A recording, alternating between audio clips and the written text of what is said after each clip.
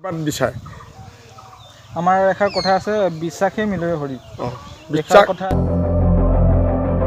White out skies, middle November. You and I flights to wherever.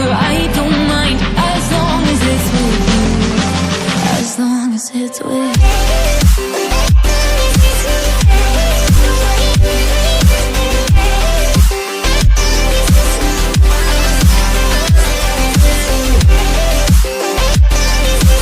Hey guys, welcome back to my YouTube channel. আজি আপোনালোকক লৈ যাম এটা বিশেষ স্থানত আৰু যেটো স্থানত আপোনালোকৰ মানে আহিলে আৰু মন প্ৰাণ সকলো আপোনালোকৰ ভাল লাগি যায় আৰু ধৰক আপোনালোকৰ এটা বিশেষ ৰহস্য ইয়াতে সোমাই আছে ক'ত আছে কোন অসমৰ কোনখন জিলাত আছে তো আহক ভিডিওটো আমি আৰম্ভ কৰোঁ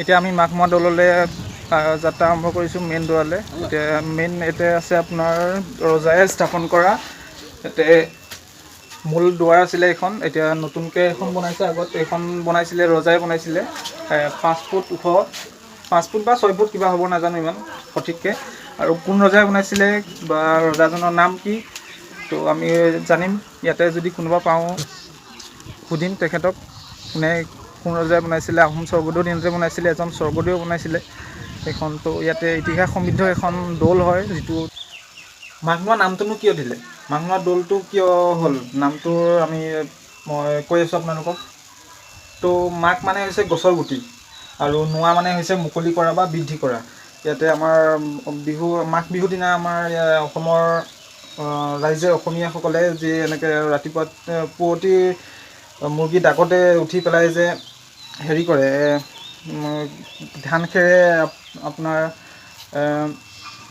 ফল লাগিবৰ কাৰণে এইটো এটা বিশ্বাস আছে লোকাচাৰ আছে ইয়াতে বহুত মানে আপোনাৰ মহত্ব আছে ইয়াতে এনেকৈ হেৰি কৰে গোলকৈ খেৰ বান্ধি দিয়ে তাৰমানে এইটো কাৰণ হ'ল তাতো গছটোত হেৰি কৰে গছৰ ফলবোৰ যাতে নষ্ট নহয় যাতে পশু পক্ষীয়ে যাতে বেলেগ কিবা কীটনাশক এইবিলাক যাতে ফল কোনোৱে যাতে হেৰি কৰিব নোৱাৰে এটেক কৰিব নোৱাৰে আৰু এই কাৰণে খেৰটো বান্ধি দিয়া হয় আৰু গৃহস্থৰ মানে অসমৰ এটা লোকাচাৰ এইটো এটা আমাৰ ইয়াতে আহোম স্বৰ্গদেউসকলে দিনৰ পৰা কৰি আহিছে আৰু আমাৰ এতিয়াও কৰে ময়ো কৰোঁ আপোনালোকেও কৰে নিশ্চয় মাঘনোৱা দৌলৰ স্বৰ্গদেউ ৰজাই বনাইছিলে তো ইয়াতে কীৰ্তিচিহ্ন কিছুমান আছে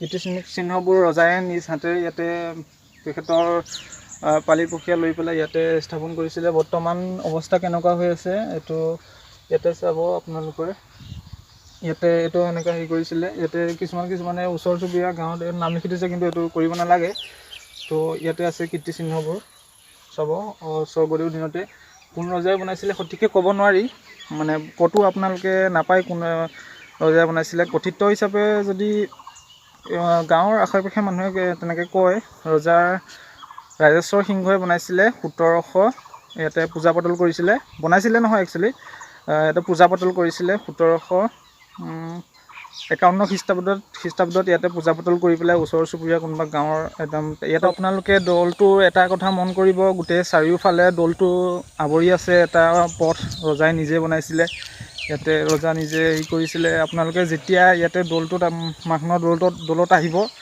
তো আপোনালোকে একপাক ঘূৰিব চেষ্টা কৰিব মানে ঘূৰিলে ভাল বুলি ইয়াতে বিশ্বাস কৰে আৰু ৰজাই বিশ্বাস কৰিছিলে তেনেকৈ চলি আহি আছে আমিও বিশ্বাস কৰোঁ মই বিশ্বাস কৰোঁ এতিয়া আপোনালোকৰ কথা ইয়াতে নাজানো বিশ্বাস কৰে বা নকৰে এইটো নাজানো কিন্তু মই বিশ্বাস কৰোঁ যিহেতু মই একপাক এনেকৈ ঘূৰি পেলাই চেষ্টা কৰিম গৈ আছোঁ ইয়াতে এইফালে আছিলে এইফালে বেক চাইডত হয় দৌলটোৰ পিছফালখন আৰু এইফালে চাৰিওকাষে এনেকৈ পথ আছে এই পথত আপোনালোকে এপাক ঘূৰিব বহুত আপুৰুগীয়া ইয়াতে বহুত মজবুত হয় ইয়াতে চাওক আপোনালোকে ইয়াতে বহুত মজবুত এইবোৰ পূৰা মজবুত হৈ আছে মানে হ'ল মাঘনোৱা দৌলৰ ভিতৰৰ ভাগ ইয়াতে আছে দান পাত্ৰ আপোনালোকে দান বৰঙণি আগবঢ়াব পাৰে ইয়াতে মূল প্ৰতিমাভাগ ইয়াতে স্থাপন কৰা হৈছে। ইয়াতে বহুত ভক্তগণ ৰাইজ আহে অসমৰ পৰা। স্বৰ্গদেউ ইয়াতে পূজাৰী আছে মাঘনোৱা দলৰ। আমি তেখেতৰ পৰা ৰহস্যখিনি আমি জানিম। তো আহক। নমস্কাৰ, আপুনি কৈ দিব মাঘনোৱা দৌলটো কোনে স্থাপন কৰিছিলে, কোন ৰজাই স্থাপন কৰিছিলে আৰু ইয়াৰ ৰহস্য কি, ৰজাজনৰ কি উদ্দেশ্যে ইয়াতে মাঘনোৱা দৌলটো স্থাপন কৰিছিলে, আপুনি কওক। এই মাঘনোৱা দৌলটো ৰাজস্ব সিংহৰ দিনত স্থাপন কৰিছিলে। তেওঁ আছিল ৰুদ্ৰসিংহৰ চতুৰ্থ পুত্ৰ। 1795 চনত ফুলবাৰী, এই পুৰণি নাম এয়া ফুলবাৰী দৌল বুলি কয়। এই ফুলবাৰী দৌলতে মাঘনোৱা দৌল স্থাপন কৰিছিলে। মাঘনোৱা মিনিংটো গুটি শস্য ধৰি ৰখা, শস্য দেৱীক আৰাধনা কৰিবৰ কাৰণে, গছত গুটি লাগিবৰ কাৰণে, শৰহীয়াকৈ ধৰিবৰ কাৰণে ইয়াত প্ৰতিষ্ঠা কৰিছিলে। তেওঁক শস্য দেৱী হিচাপে আৰাধনা কৰিছিলে। তেওঁ সেই ইয়াতে শস্য দেৱী আৰাধনা কৰি তেওঁলোকে এইডোখৰ এটা শক্তিপীঠ হিচাপে লৈছিলে। এই শক্তিপীঠ ৰাইজে বিশ্বাস কৰি পেলাই দূৰ দূৰণিৰ পৰা আহি ইয়াত পৰ্যটক হিচাপে চাবলৈ আহে, ইয়াত পূজা সেৱা কৰিবলৈ আহে। তেওঁলোকে ইয়াত পূজা কৰি ফলপ্ৰসূ হৈছে, ফল পাইছে। তেওঁলোকে যি বিচাৰিছে তেওঁলোকে তাকে পাইছে। তাৰ কাৰণে বিশ্বাস হৈছে। বিশ্বাসৰ কাৰণে তেওঁলোকে ইয়াত পূজা চাকি বন্তি দি পূজা অৰ্চনা কৰে আৰু তেওঁৰ আশীৰ্বাদ বিচাৰে। আমাৰ এষাৰ কথা আছে, বিশ্বাসেই মিলয় হৰি। বিশ্বাস কথা ইয়াতে প্ৰতিফলিত হৈছে।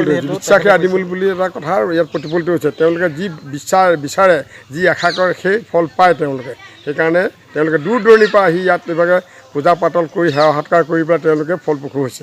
ইয়াতে অসমৰ লগতে আৰু বাহিৰৰো কোনোবা আহে নেকি, মানে পৰ্যটক আহে নেকি ইয়াতে? ইয়াত এতিয়ালৈকে আমি লগ পোৱা নাই বা পূজাটো। আমি যোৱা জানুৱাৰী 1 তাৰিখৰ পৰা আমি ইয়াত উপস্থিত আছোঁ। আমি দৌল কমিটিয়ে আমাক দায়িত্ব দিছে পূজাভাগ চলাই নিবৰ কাৰণে। ৰাইজক কি কম, কুশল মংগল কামনাৰ অৰ্থে আমাক আশীৰ্বাদ দিবৰ কাৰণে আমাক ৰাখিছে। আমি সেয়েহে আছোঁ। এইডোখৰ আমাৰ লখিমপুৰ জিলাৰ নাৰায়ণপুৰ ব্লকৰ ধলপুৰ মৌজাৰ ফুলবাৰী দৌল বুলি কয় এইটো। মানে নেশ্যনেল হাইৱেৰ পৰা কিমান সোমাব লাগিব? নেশ্যনেল হাইৱেৰ পৰা ইয়ালৈ 7 কিলোমিটাৰমান সোমাব লাগিব। নেশ্যনেল হাইৱেৰ পৰা 7 কিলোমিটাৰ ভিতৰত আপোনালোকে সোমাব। তাতে গেট আছে। আপোনালোকে বা দোকানৰ ক'ৰবাত সুধিলে কৈ দিব যে মাঘনোৱা দৌল ক'ত আছে, বা লোকেশ্যন আজিকালি গুগলত মাৰি দিলেও আপোনালোকে পাই যাব। আৰু মোৰ নাম শিৱৰাম বুঢ়াগোহাঁই, মোৰ শিমলুগুৰিত ঘৰ। আৰু মই আজি ইয়াত উপস্থিত আছোঁহি দৌল। আজি মানে আপুনি ইয়াতে কিমান চনৰ পৰা পূজাৰী হিচাপে হেৰি কৰিছে? আমাক আজি যোৱা জানুৱাৰী 1 তাৰিখৰ পৰা আমাক দায়িত্ব দিছে।